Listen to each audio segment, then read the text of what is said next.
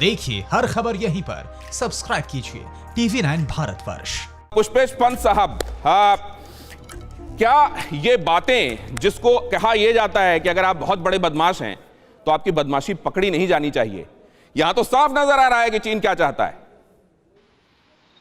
नहीं, देखिए, मुझे लगता है कि पकड़े जाने की बदमाश का सवाल नहीं है। बदमाश अगर गली मोहल्ले का दबंग है, मवाली है और वो ये दिखाना चाहता है कि वो ताकतवर है, वो बुली है, तो वो तो दिखाएगा, वो तो जानबूझकर पकड़ा जाएगा कि मेरे पास ये भी है, मैं ये भी कोशिश कर रहा हूँ, मेरे पास तमंचा भी है, नकल डस्टर भी है, कहीं कट्टा भी मैंने छुपा के रखा है।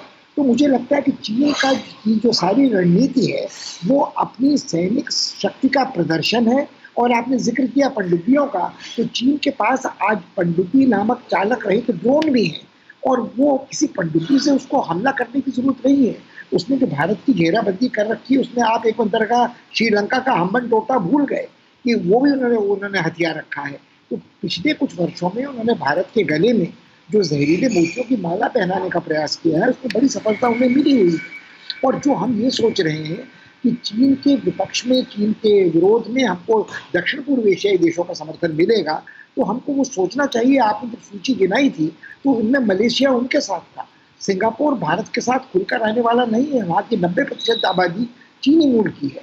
और जो व्यापार है, जो चीन का व्यापार है, उसका इतना बड़ा बोझ इन सब देशों के ऊपर है कि मेरे ख्याल में बेहिचक भारत की तरफ आने के पहले सबको 2-3 बार सोचना पड़ेगा। और जो चीन से लोग डरे सहमे हैं, उसका एक प्रयास शायद ये है कि राष्ट्रपति ट्रंप ने कहा है कि चीन भारत के जरिए बहुत धमकी अमेरिका को दे रहा है। तो वो जहाँ सुंडा जलसंधि की आपने बात की, लोबोक जलसंधि की आपने बात की, वो लगभग ऑस्ट्रेलिया तक पहुँच रहा है। तो उसका जो आक्रामक विस्तार साउथ चाइना सी में है, वो पूरे उस प्रशांत महासागर पर वर्चस्व की लड़ाई है, जिसमें वो अपने को एकमात्र सत्ता रखना चाहता है।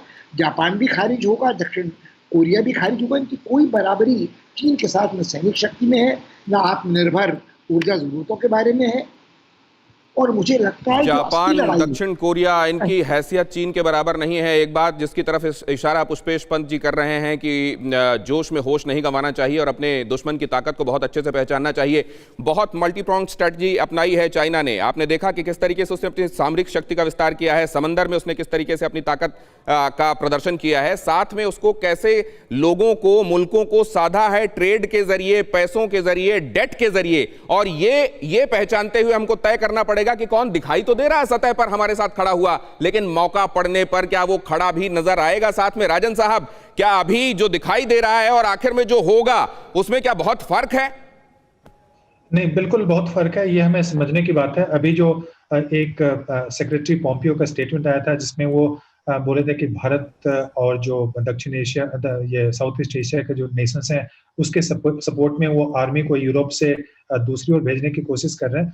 मुझे लगता है इस ढंग का स्टेटमेंट बहुत ही इरेस्पॉन्सिबल स्टेटमेंट है और वो इसलिए नहीं देना चाहिए क्योंकि अभी भारत और चीन के बीच में वार्तालाप चल रही है। और ये ये एक फॉल्टी एजम्पशन है जिसमें कि आप भारत की तुलना इंडोनेशिया, मलेशिया और वियतनाम से कर रहे हैं। भारत सक्षम है, बिल्कुल। अब इसकी आर्मी बहुत ही पावरफुल है। ये अपनी टेरिटरी, सॉवरेनिटी को बिल्कुल डिफेंड कर सकता है और इसको अमेरिका के सपोर्ट की जरूरत नहीं है। हाँ, हम ऑफर आता है परवाह देश की, सोमवार से शुक्रवार रात 10 बजे TV9 भारतवर्ष पर।